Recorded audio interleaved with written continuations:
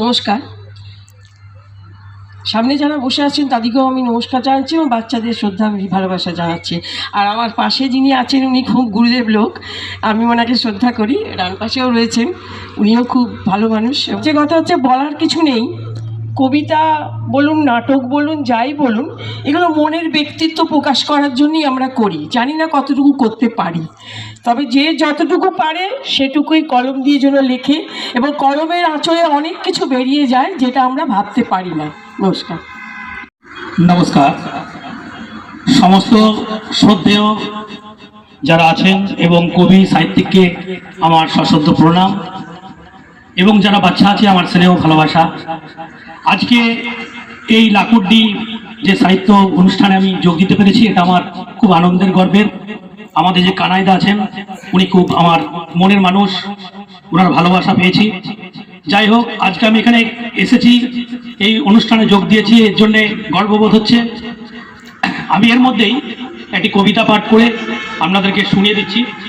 আমরা স্বামীজির প্রতি স্মরণ করে সেটাকে মানুষের মধ্যে ছড়িয়ে দেবো। স্বামীজির প্রতি।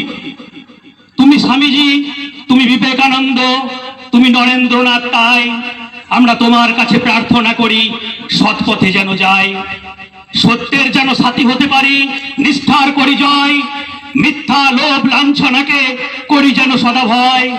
তুমি স্বামীজি, তুমি বিবেকানন্দ, তুমি নরেন্দ্রনাথ, তাই আমরা তোমার কাছে প্রার্থনা করি সৎ পথে যেন যাই। মহান তোমার বিবেক বাণী, মহৎ তোমার ভাষা, তোমার বাণী স্মরণ করলে মিটবে সবার আশা। বলেছ তুমি রক্তের রঙে ভিন্নের কিছু নাই। তুমি স্বামীজি, তুমি বিবেকানন্দ, তুমি নরেন্দ্রনাথ, তাই আমরা তোমার কাছে প্রার্থনা করি সৎ পথে যেন যাই। ভারত পথিক পথ দেখিয়েছ, রুখতে অপশাসন, বিশ্বে শ্রেষ্ঠ তোমার ধর্ম দিয়েছে শিকাগো ভাষণ।